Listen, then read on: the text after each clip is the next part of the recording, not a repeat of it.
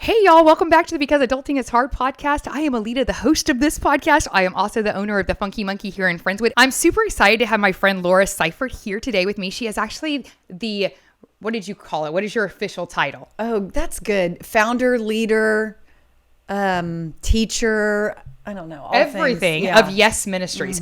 So Yes Ministries, we're going to hook all of this up in the comments up there. I want to talk a little bit about what it is, but we're also going to go into defining calling because that's a big thing for me. It's big. It is a big thing. And you are such a phenomenal speaker. I actually took a Bible study with Laura. That's how we kind of got connected. We did an Abide Bible study that's going to be released later on. You're going to be able to find that content on your website and all of those things. But today, so tell me a little bit about Yes Ministries, how it got started and what you do. And then we're going to go into that. Awesome. Thank you. I love being here. I love what you're doing, Elita. Let me just say that first. We started Yes Ministries in 2016 officially. My background is Bible study teaching and leading women's ministries in churches. And we were in a season where my husband was on staff at a church and I was not. And my college pastor called and said, would you start a Bible study at River Oaks Country Club? And I did, and it really became a community-wide Bible study. And we did a second one here in Friendswood. And within 2 years, we were about 400 women. And so we, at that point, knew, okay, God's doing something here. And we started Yes Ministries, and we became a 501c3 and kind of came out from under the umbrella of my college mentor and pastor. And it just was one of those things that you probably can relate to, that it just was step by step by step.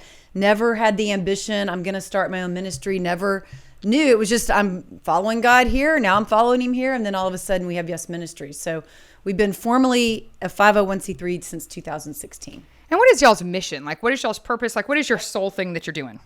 Our mission statement is we desire to draw all women closer to Jesus. And those are all very key words for us. All women, doesn't matter who you are, where you've come from, what your background is, what you think about God. Anyone is welcome to the table. And our desire is to draw you closer to Jesus through teaching the Bible, through sharing our lives, through podcasts, through all sorts of things, whatever God has us doing. So I think that that's one of the things that's most interesting to me is because as a child, you and I talked about this, I grew up in a fundamental Baptist church, and I absolutely never saw women outside of children's ministry, ever. Right. Like, I mean, they were in the nursery, they did babies, or in the kitchen. Yeah. It was really a deacon's kind of wife role, but I really never saw women in a pastor role. So that was one of the things that attracted me to you originally. And then just hearing you speak, I was like, oh, that women has things that I want to learn about the Bible and about ministry in a way that I hadn't learned in a full immersion taught by women directed at women. Right. So let's talk a little bit about calling, because I feel like that's what we're leading into. I mean, if you'd have asked me 9 years ago when I bought the Funky Monkey, was I going to be called to bring together other women and do a podcast? Not even on my radar.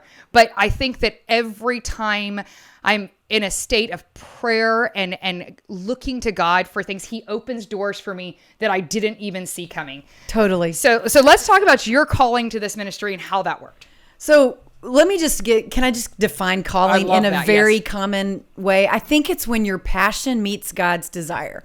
When your passion that he kind of bubbles up meets God's purpose and desire, then you connect to something that leads to a bigger purpose. I think universally, we're all called to the same thing, to love God, to love people. And so it's that simple. It's like, why am I here? It's to know and to love God, to understand his love for me, and then to share that with other people. So that can get really simple. I think where we get complicated with the idea of calling, and I don't know if you felt this way, Elita, but there were times in my life where I thought, it's something I've got to find, land in, and then I'll be complete. Then it'll all get figured out. God, send me the billboard. Yes. So I know what my calling is. And it becomes, call me. Yes, and it becomes this huge, big thing that feels insurmountable, unattainable, and intimidating, and it's not at all what it is. And I think that growing up in church, the word calling that was used in was they were called to be in mission, like to be a missionary. They were called to be a pastor. So the thought of having a calling in your everyday life, which is exactly what you said, where your passion and God's plan for you meet together, is a great way to define calling in general. Right. And it's not, I would also say some of the myths around calling or the misconceptions is it's, like I said earlier, it's this big unattainable thing that if I don't find it, I'm going to miss out on why I'm here. And that's just not the way God works. And your calling is not one specific thing that you discover. Like you've done lots of things in your life. And so it's not one vocation or one, it can look a lot of different ways. And I think that is the biggest thing is that you think that you're calling in your season of life. I was absolutely called to be a school administrator. Right. I believe that with all of my heart. But then as we started moving along, I could see that my calling was in other places. Right. I could do things with the skill set that I had Right. to make a greater impact. Exactly. In the name of God is actually what we're doing. Right. We talked about misconceptions. How did most people discover their calling? Yeah. Well, there's 3 things, and I stole this from Tim Keller, so I can't take That's cool. credit for this. But the first is 3 things you can think about. One is look out, which is look out around you. A lot of people start with themselves, and we think, okay, I want to find my calling, and they look inward and go, what do I like? What am I good at? And that's okay. But I think a better way to discover it is to first begin to look out.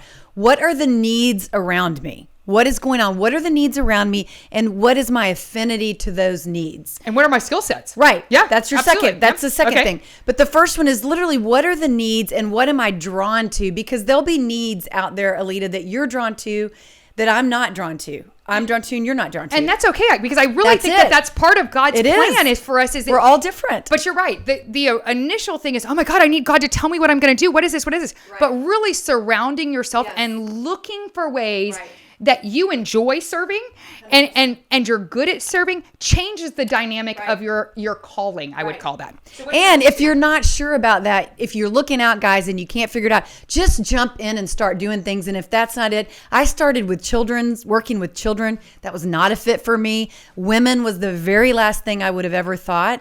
And then when I landed there, it was like I'd come home. And so but I did a lot of different things. I did missions. I did all sorts of things. You did teaching. You've done a variety of things. So the first one is look out. What's around me? The second is look in. Then what you just mentioned, look at my skill set. What am I good at? What do I bring to the table?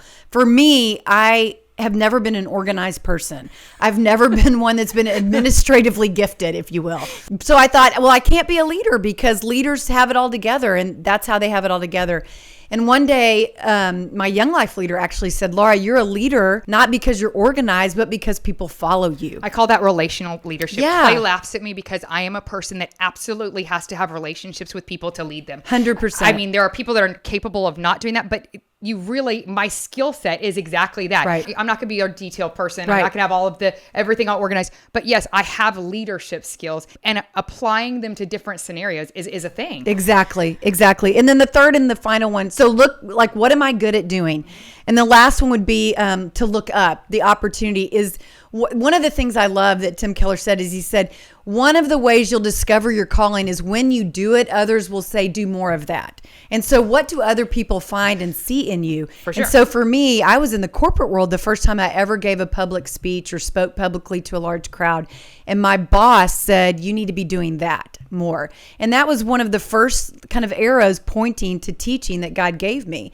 I never would have thought that, never would have scripted that in my life. I think that we have a tendency to have a preconceived notion of what our calling is. No, God, that's not what you're calling me to do. And so I look back and I reflect a lot of times and I was like, God was calling me to do that. Totally. And I didn't listen the first time or the second time. Okay, fine, God, we're going to do it that way. I hear you. And it always turns out right? the way that it's supposed to. Every 100% of the time. He's good that way. So as we've come off of the last 2 years, very, very stressful, and there's lots of people that kind of feel like they've been lost. What encouragement would you have for somebody that is trying to discover their calling or trying to figure out what their next thing to do in life would be? Good. Well, the first thing I would say is a calling doesn't just mean spiritual vocational work. You are called. A calling can be found anywhere across the board, wherever you are. So wherever you find yourself and you begin to ask that question, don't assume you have to leave your current situation to find your calling. Ask God, and it may be right where you are, in a classroom, working at the Funky Monkey, in ministry like me. It doesn't matter. At Sonic, the people at Sonic have ministered to me, the people that work there. It's like wherever you are, because a calling is not just your vocation. It's what lights you up, and it furthers God's love on the planet. So that can be anywhere. And it doesn't have to be pigeonholed, like we said. Your calling may not be to get on a plane and be a foreign missionary. Your calling could be right here in your own backyard. Like you said, it's Sonic. It could be your calling. I love hearing from you. You have this way of putting things into words that are so simplistic, but also so biblically based.